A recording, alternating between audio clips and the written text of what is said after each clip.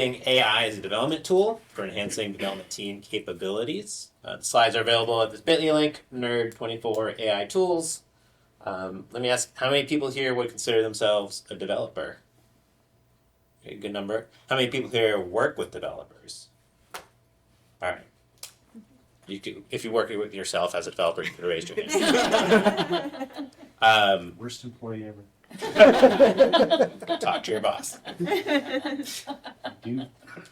So about me, Mike Miles. I live in the Boston area. I'm the director of web development at MIT Sloan. I've been doing development for 20 years now, which is crazy to say. So my team and I at MIT Sloan were responsible for the public-facing web properties of the school. Mainly the school's website, which is mitsloan.mit.edu, which, if anyone's curious, it's built in Drupal 9. Oh, no. Oh, that's good. All right. Well, it didn't stop the recording, so that's good. So people listening are like, what happened? The monkey left. It's okay. So we work on the school's website, which is built in Drupal 9, almost Drupal 10, soon to be Drupal 10. You can find out more about me on my website, mike-miles.com, and all over the internet at Mike Miles 86, though. The only social network I really use is LinkedIn, so I have a Twitter handle, but you're not going to get a hold of me there. So what I'm going to cover today, just a little bit about generative AI, talk about using AI for programming, talk about some of the different roles AI can play on your development team, whether you're a team of many or a team of one. Then I'll talk about some considerations and cautions when using AI for programming. And then I have resources for further discussion and research on your part.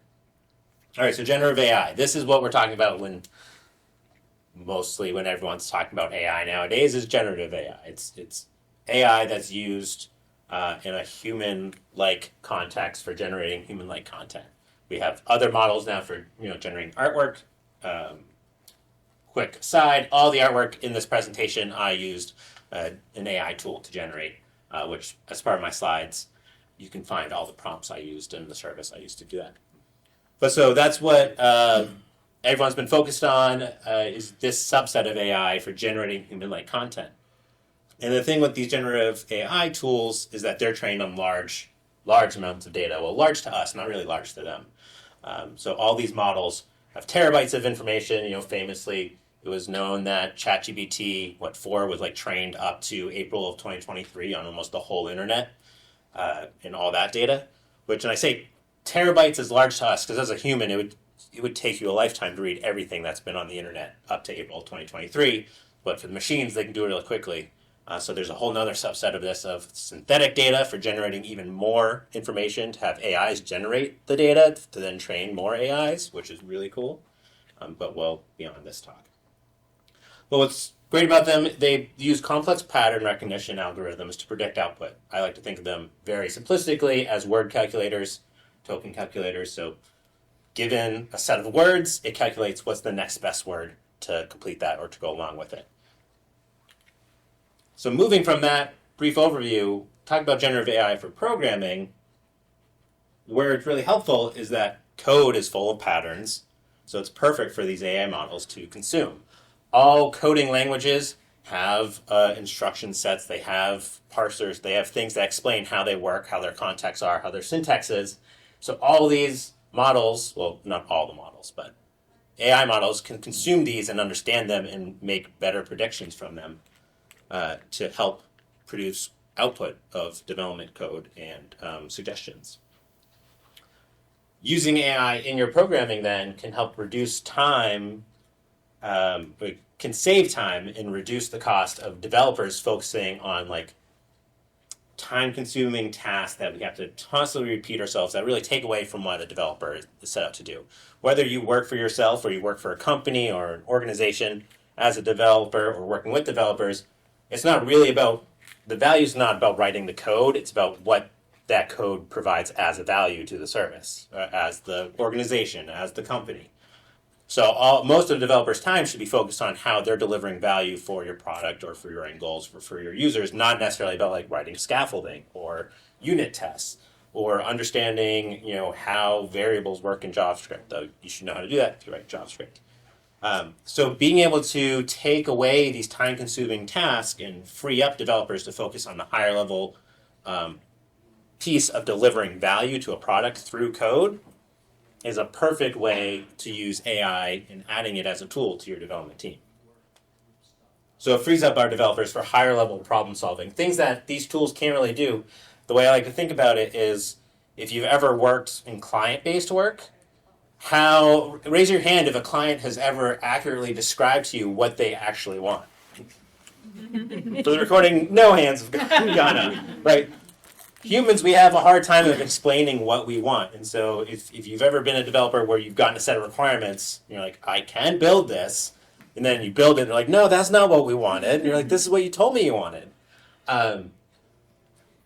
These AI tools, or any of these tools, they will do what you tell them to do, but they will just do what you tell them to do and give you that output.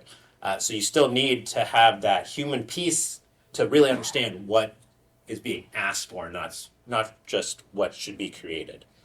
So freeing up a developer's time to be able to think more about in that context of things, to think more of like the morality of what we're building, the accessibility pieces of what we're building, and then using these AI tools to help augment that to get to the low-level nitty-gritty of making that a reality.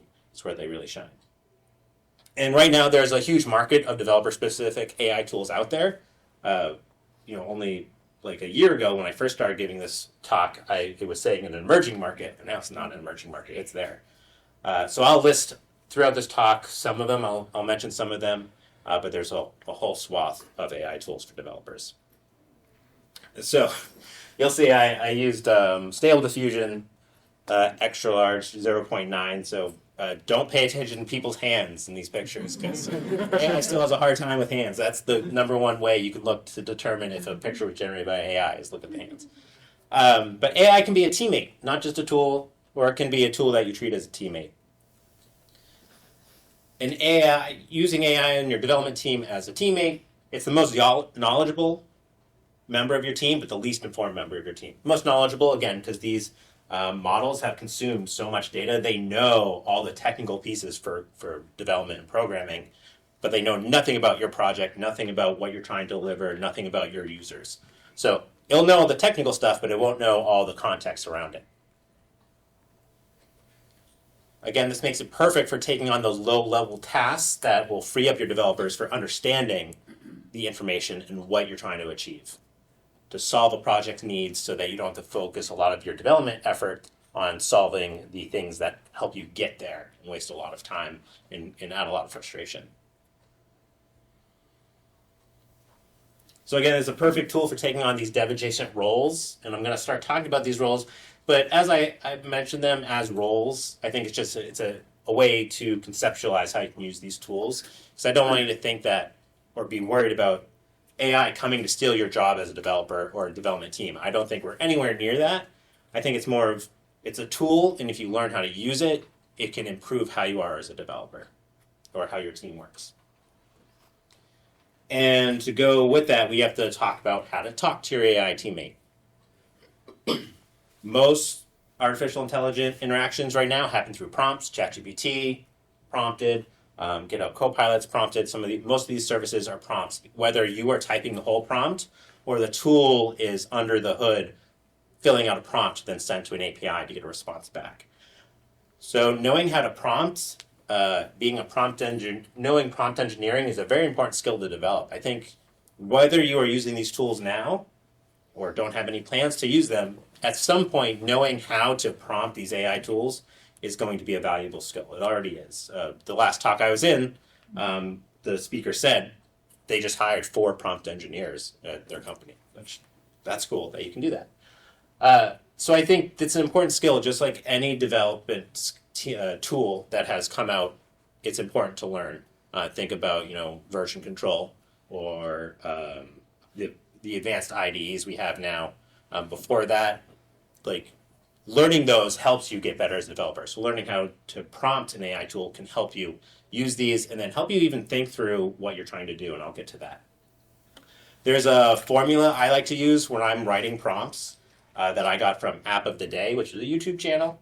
They call it the perfect prompt, and it's worked pretty well for me. So it goes context plus specific information plus intent or goal plus the response format. If you fill out all these little pieces and give that to, let's just say, ChatGPT, it's going to help it provide you back with a sort of response you were hoping to get that will meet your needs or solve a problem. So as an example in programming, and this is a mouthful of one, but if I gave this prompt saying, I'm a Drupal 9 developer trying to make an authenticated post request. So I'm a Drupal 9 developer, context. I'm trying to make an authenticated post request to an AI endpoint, specific information. And I want to store the return JSON data, intent or goal. Can you provide me 3 options of how to accomplish this in Drupal with code examples? List out the pros and cons of each method. Response format. Let's do it, right? I'm going to copy this. Can I copy it? Oh, no. No. All right. Watch. Let's see if the internet's good enough, and if not, I'll skip the demo parts. But I haven't done ChatGPT in a while. Oh, I have to log in.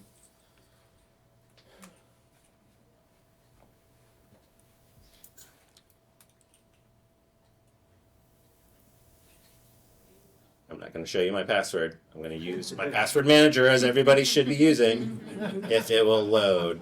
Sometimes it doesn't load. All right. Oh, there we go. It's not a credit card. There we go. Wow. Okay. I'm going to first post it into ChatGPT here.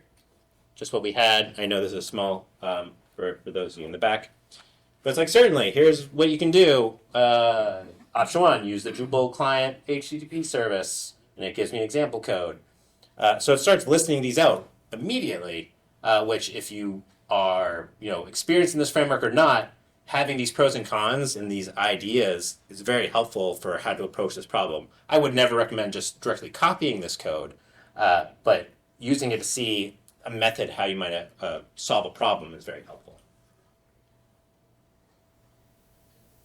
Now, if I didn't provide all this context, I would probably get if I just said I need to make a post request and store it in JSON data, it would probably default to give me like Python code or something, and that wouldn't work for me. That's review. Cool. All right, we've already talked about that. The next, so the first specific one is that AI can be a rubber duck. Who's heard of rubber duck developers? A number of hands. So rubber duck in development is this idea, or may have heard it as a cardboard developer, is that if you're stuck on a programming problem, instead of just thinking through it in your head, saying it out loud what the problem is helps you most of the time to understand where you're getting stuck. So whether you're explaining it to a rubber duck on your desk or to another developer, being able to articulate the problem helps you think about it in a different way where what's causing the problem may jump out at you and help you solve it. So AI is perfect for this in a number of ways. One, when you have to explain something to these generative AI tools, say ChatGPT, you have to be able to explain a technical thing in an articulate way, which can be hard to do. But being able to do so will then, as a sounding board, allow the rubber duck to talk back to you. Be like, well, have you tried this? Have you tried this approach? And that may change your thinking of the problem or the functionality you're trying to build. Conversational prompts help you practice explaining technical ideas and concepts clearly. I think conversation and being able to communicate is the number one skill any developer should have in development. Way more than knowing APIs in and out. Because there's a number of people when you're a professional working development that you need to be able to talk to. You have to be able to talk to your other developers. You have to be able to talk to project managers or stakeholders or clients or users, people who are not as technically knowledgeable as you are. The AI, though it knows all the technical details of your programming languages, again, it doesn't know anything about the context. So being able to explain to it the problem you're having, the functionality you're trying to build, you have to write that in a human understandable way for these tools to really accurately give you a response.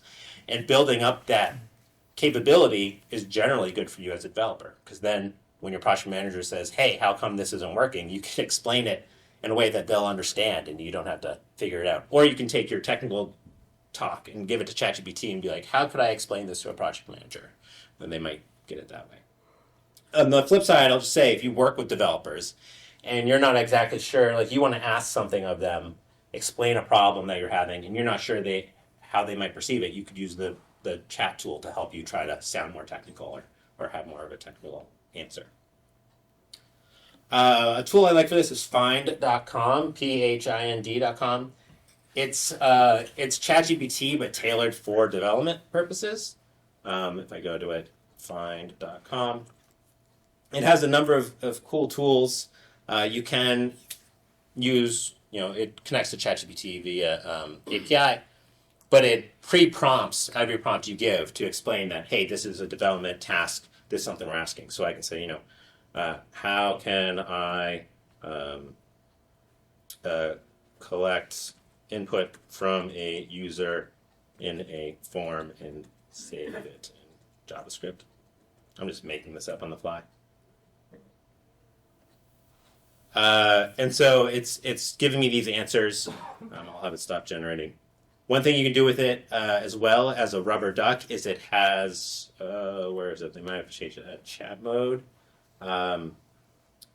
It has a more back and forth mode, so you can paste in a piece of code and talk through it with the tool, and it'll prompt you for questions about, well, what are you trying to do here? And then you respond, and it helps you conversationally talk through the code you have. So it's like peer programming, which I think is great, or pair programming. All right, AI can be a reviewer on your team.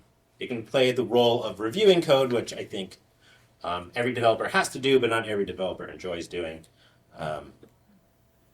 One of the ways you can do this is by saving time on flagging common problems early. So if you're using GitHub Copilot is a tool that my team and I use that has a VS Code plugin, and you can have it so that you can highlight a piece of code, be like, oh, tell me about this, and it might flag an issue. Be like, oh, the way you're doing here is going to introduce security issues. It could list out its sources. That's something find.com does. By the way, it'll actually list out where it gets its code responses from, so you have some insight to that. Sometimes it's Stack Overflow that it gets it from, which, again, don't copy and paste it. So this saves time by having the AI review your code before you have to have another person on your team review it. I still recommend you have someone do that, like a pull request and a review, but this may catch things that can just save that amount of time. Since these AI models have all this knowledge, they can suggest improvements based on best practices or standards or no design patterns. What we're starting to see is there are now specific models that are trained on either specific languages or frameworks. In ChatGPT, you can create custom GPTs and pre-prompt it. I have one called the Drupal Droid, which I found out some people at this conference are using still, which is exciting to hear, which it already pre-prompts to say, assume this person's working in Drupal, and answer the response in this way. If they're asking for a code example, give it. If not, ask them if they want to do it through the admin or they want code to solve the problem. And because I preference everything with Drupal, it's going to know it has the Drupal standards in it that is consumed from Drupal.org. So that could be very helpful. Codiga is a tool that can perform static analysis and code reviews in your editor on your machine. Well, I think it sends it up through an API. But it's really cool because it performs static analysis on your code for you and offers those suggestions. Codium suggests and writes unit tests. It's limited to what languages it works with. It's mainly like Python and some of those other languages, but they're expanding it all the time, which is great here because writing unit tests can be, if you're a developer writing unit tests and you're not doing TDD, so you're not writing the tests first, you're going to write a very biased unit test. And you're only going to cover off specific use cases that unconsciously are likely going to pass. I know this from experience from doing it myself. So having an AI tool, even if you're copying your code, again, into GPT, I wouldn't necessarily do that proprietary code, but you could say, what unit test would be great for this code? And it could give you a list of examples, or without even copying the code in, you can say, I'm writing functionality in JavaScript that does X, Y, and Z. What are some unit tests, and what framework should I use to do that? It can give you that information to start you on that path.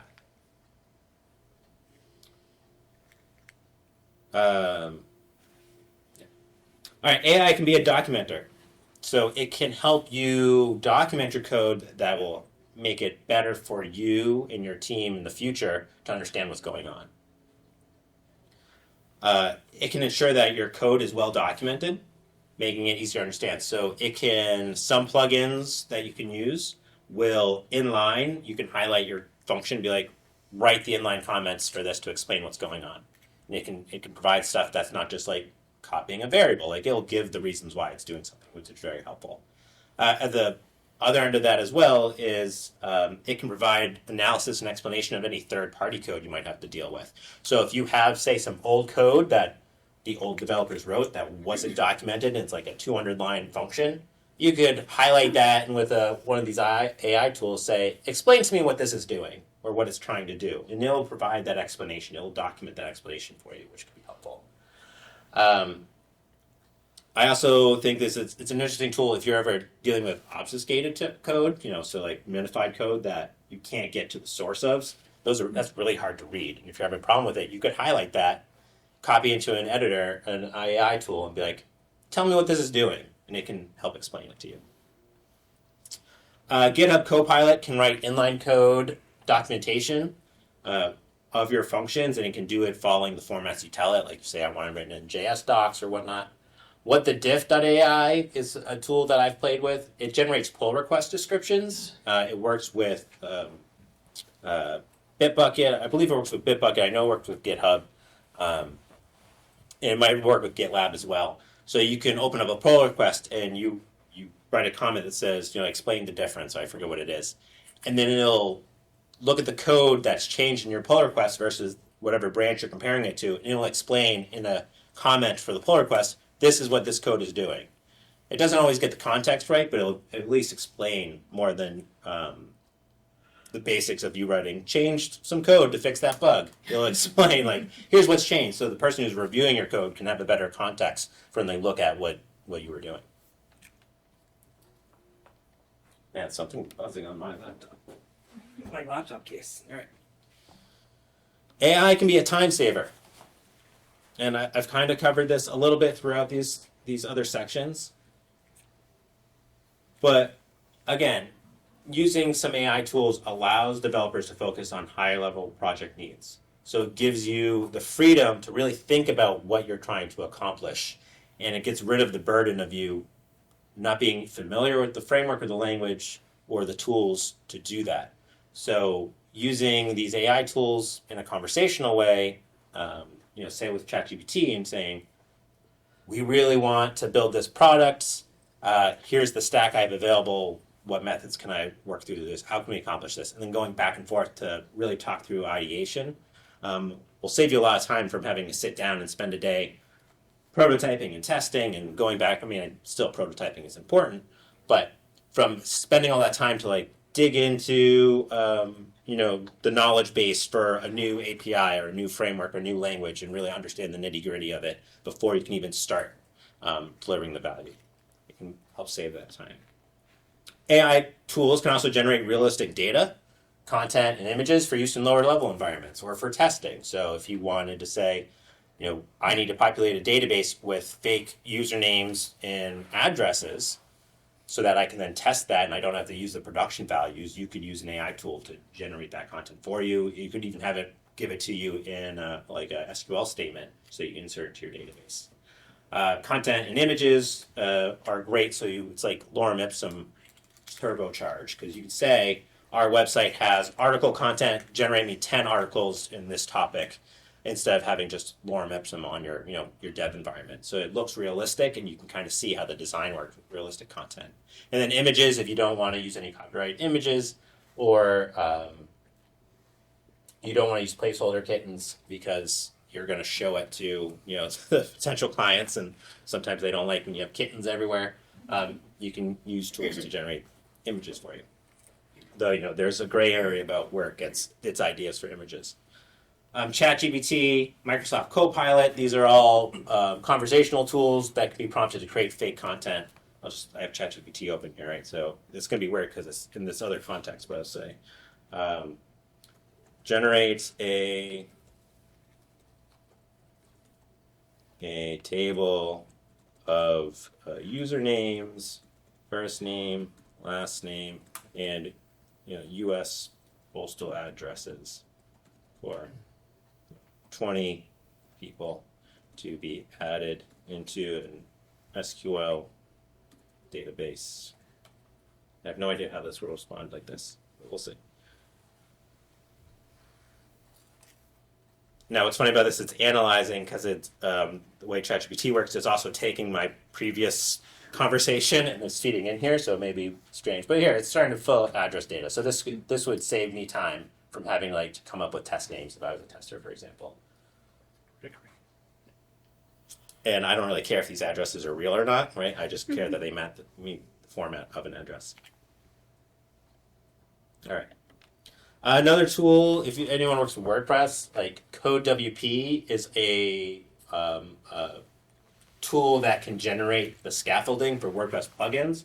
I do a little bit of WordPress development. We have a WordPress site we manage, and in my years of doing WordPress, whenever I've had to write a new plugin, it's always been look at the code for this other plugin and copy its structure and paste it in here and make it so you get this copy of a copy of a copy of a copy, until you just have noise. So using a tool like this, where I can explain, hey, I need a WordPress plugin that's going to do this. It's not going to do all the functionality for me, but it's going to build up the scaffolding for me, so I don't have to look at another plugin and remember how to do all that, and that will save me time.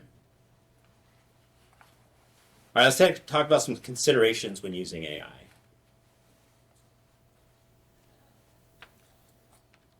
These AI models, whether they are, OpenAI's or Google's Gemini, what have you, again, they're boiled down to word calculators. So they're only going to produce output that looks correct, not necessarily that is correct. They're going to write out responses that they think mathematically this is the best response for you.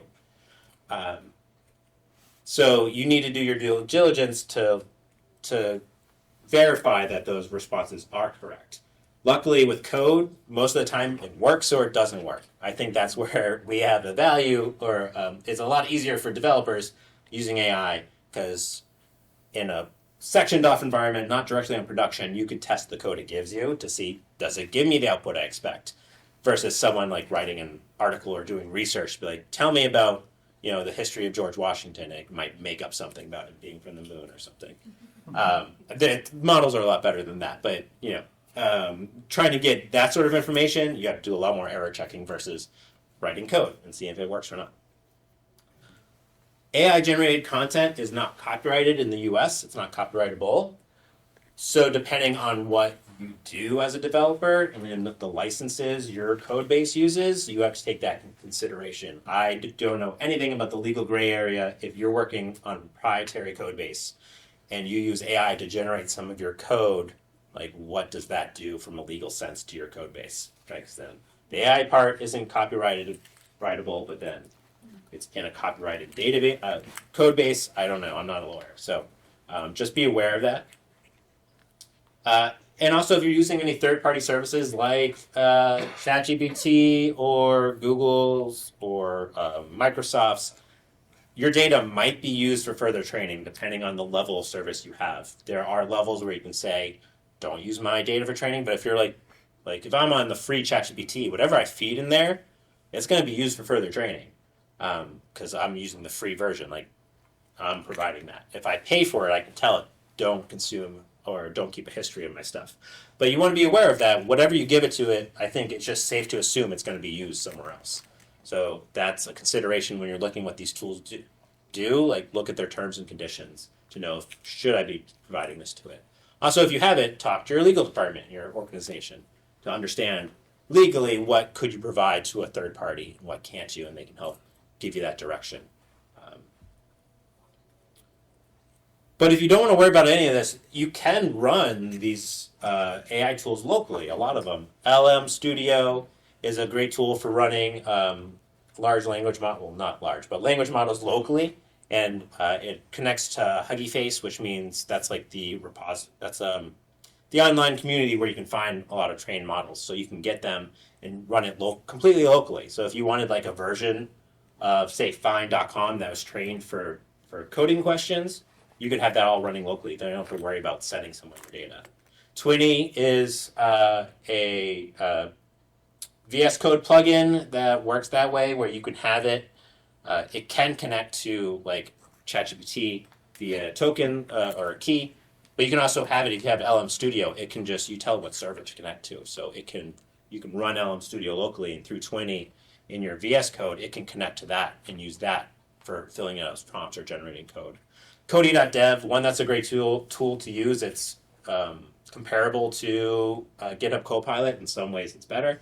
So it can run on their service, but you can also, there's videos out there on how to have it run completely locally using Ollama, which is has to do with running local machine models. And so you can have that completely set up locally too, and that has a lot of adoption for most popular IDEs. So if you don't want to worry about these, you can look at how can I use these tools locally. Most of them, I've run some of these on my machine, on my laptop, and you don't get at the breadth of the response, but enough where if you wanted to use it to generate code comments or just to ask it what a piece of code is doing, it can be helpful in that way.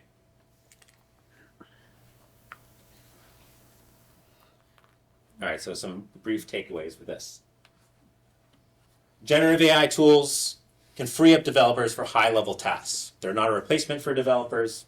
It's not going to be a replacement for developers. It just allows the development team to focus on delivering value for clients or your product or your organization, instead of having to spend a majority of the time to figure out the little nitty-gritty details. Discuss as a team. If you're a team of one, I guess talk with yourself or to a rubber duck.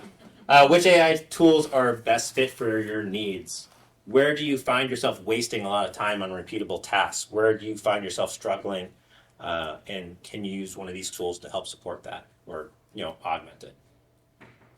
Be cautious and always verify the output of generative AI tools. I, again, cautious you. I would never take the code that any AI tool gives me and put it right on a production environment. Hopefully you never do that. It's like copying and pasting from Stack Overflow times a million. But just verify it, make sure it works. Again, codes, it either works or it doesn't most of the time. There's little intricacies on the inside there, but verify it. And then confirm the rules and regulations of your work and your industry about what you can use AI for, what you can't use it for, are you allowed to use the output of it, and what ramifications there may be.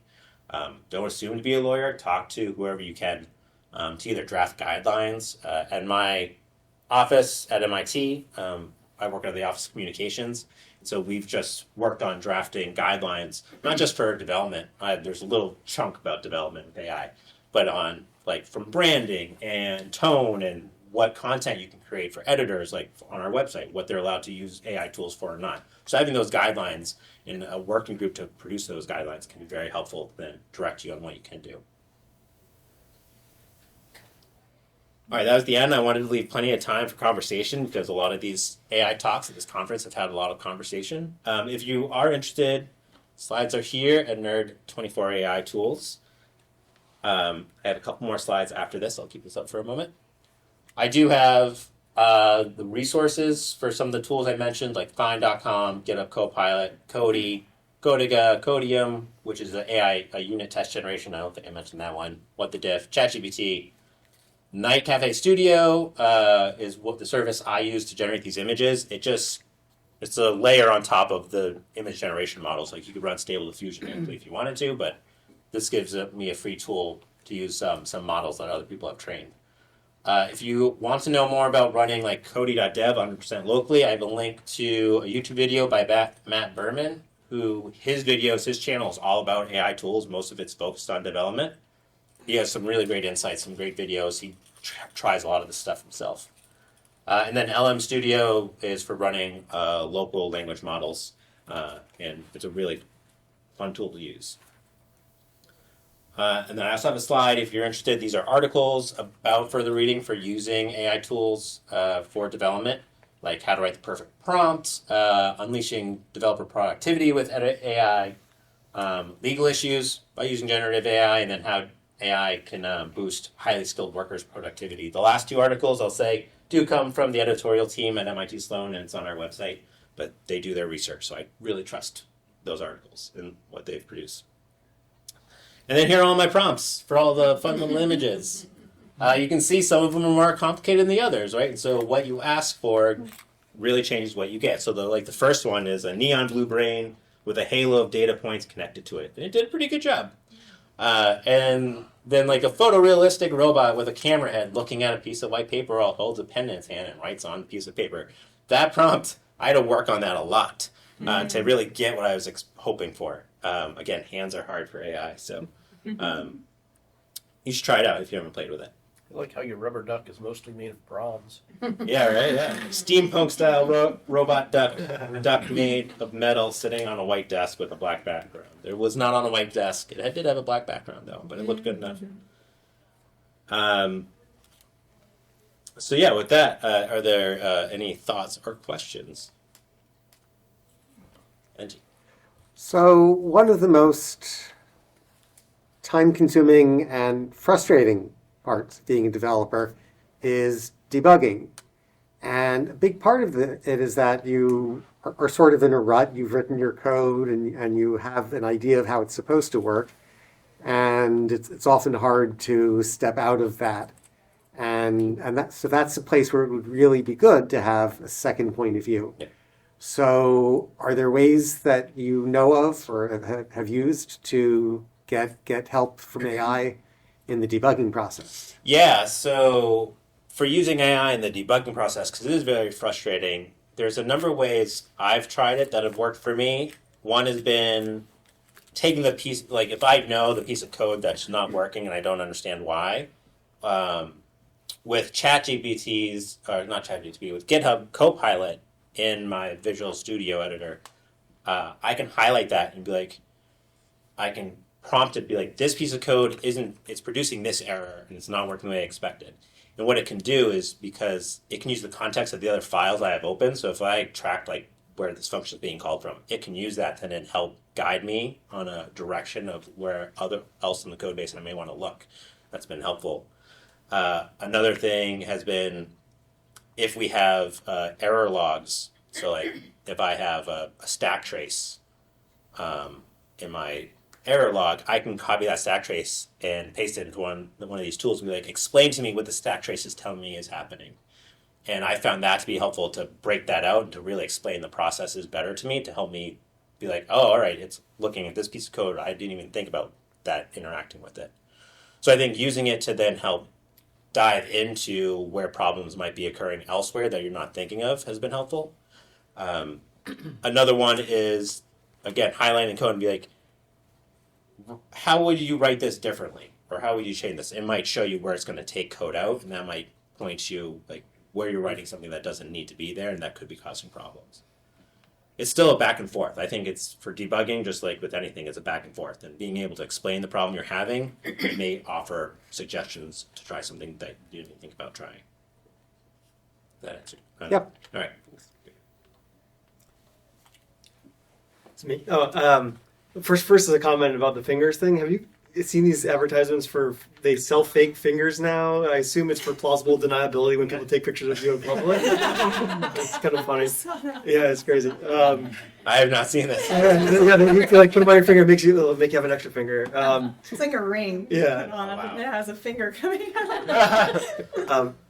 My more serious question is, so it sounds like you're using Copilot primarily. Have you I hear all these different I see all these different articles claiming, this code AI is better in this context or whatever. Have you tried a bunch of these out? Like, have you noticed like a big difference between using something like Copilot versus like Mistral's products or whatever? Like, have you tried several out? Yeah, I've tried a few of them.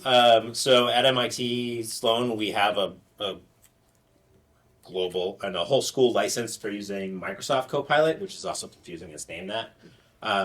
And with that, I feel safe copying code in there. So I've done comparisons where in my editor, I have GitHub Copilot. And I'm like, explain this function or generate functionality that does X, Y, and Z for me.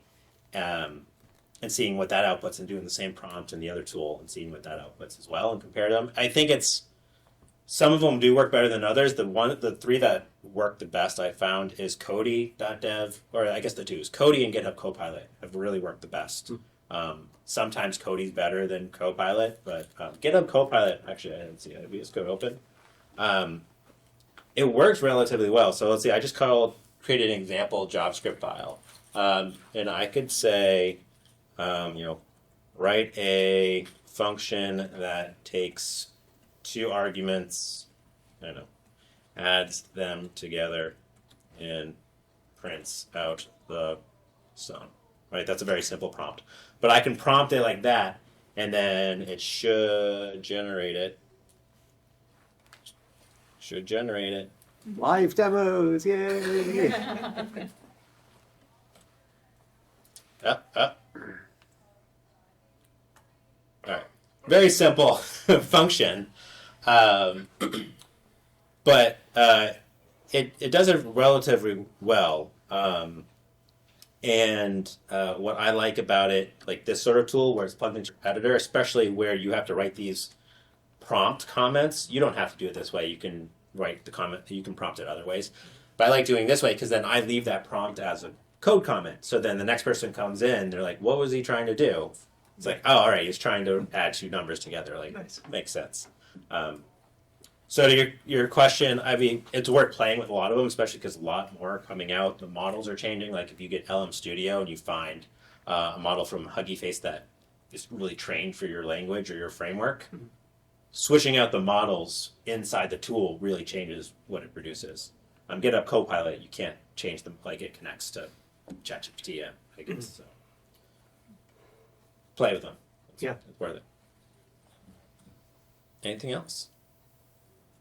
I've been frustrated with doing reiterations, like I'll do some code and then it's okay, change this, and eventually the revision it makes, it goes, like forgets that it was a bash script, and all of a sudden it gives me Python code. Yeah, Or it yeah. forgets the first rule where I said this was, it just selectively picks some of the rules and drops other ones. And it's not till I'm reviewing the code, I'm like, well, wait, where's that whole section? I didn't tell you to edit that, or I didn't tell it to edit one thing, and it goes and changes all the variable names just randomly. Do you have any suggestions on how to avoid that? So how to avoid when it starts losing context of what you're, as you go back and forth, and then it produces garbage for you. I don't have any direct advice on how to best do that without saying, like, once it starts really screwing up, start over, because you want to like refresh that context because it only remembers so much of the history. And so that's where you're like, oh, it's giving me garbage. It's like, I'm just going to git revert, try this again and see, like, how can I ask it differently? So because you, in that process, you learned about, you got at least somewhat far where you wanted. So you could start a new prompt with more details to like start from that place and then continue on there. So. The best analogy I've been able to come up with in describing to other people is the guards from Monty Python and the Holy Grail, where he's saying, Yeah. stay here and don't let him leave. And they're like, okay, we're going to let him leave Yeah. and follow you. Like, So does it help if you follow your advice on constructing the prompt to start with, that it has context, has the goal, blah, blah, blah, Yeah. and then you'll avoid having the long conversation that leads to the problem in the first place? Yeah. And with tools like, say, like GitHub Copilot, this is an example environment because I don't have my actual code base up here. But as I mentioned, it has the ability to understand your workspace and consume that. So if you had like 3 class files open with functions in them that was commented, and then you're writing a new class that is extending that one, you could start commenting like, I want a function that does X, Y, and Z. And it'll use those other files as context, and it'll actually call. It might, if it deems it appropriate, it'll use some of those functions and put those function calls in there for you, which is super cool. And I find that helpful because then the environment itself is the context that's being provided to the prompt to help answer my question. With that, there's other tools, not necessarily has to be related to development, but there's one called Private GPT. It's a little rudimentary because it's like from a year ago now, but it has a GUI. You run it completely locally, and you can tell it like you download, say, like the ChatGPT model, and then you give it a directory of files to consume, and it'll answer all the questions based on that. So what I've tried with that is we have our user base, our user guide in Confluence. I downloaded it as a PDF. And I set up Private GPT and I fed it that PDF, and then I asked it questions about our website, like the functionality. So like, what fields does the article content type have? And it listed them all out. It's like, how would I create this piece of content? And it listed out the steps because it read all that from my user guide, which is really cool. Thinking about how to use that for end users to be, more helpful as a user guide from them having to look through pages in Confluence is an interesting take. So, play with the tools. All right. Anything else? I have one more Yeah. question, unless there's someone else who has the question.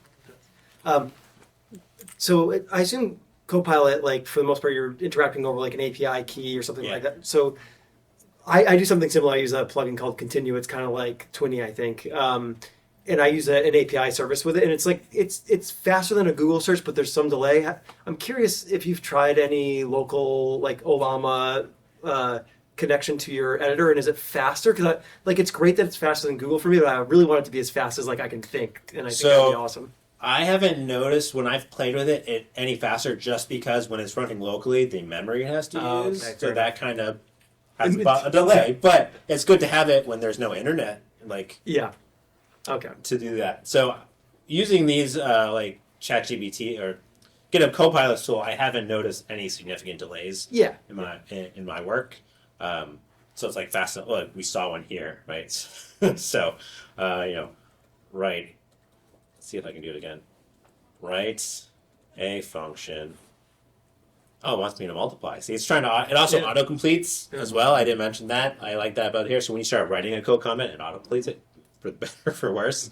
Write a function that takes the, these 3 arguments. One, a number called number. See what it thinks. A string called string, and what's it want me to do? A boolean called boolean. The function should print out the type of each argument. Let's just see what this generates for me.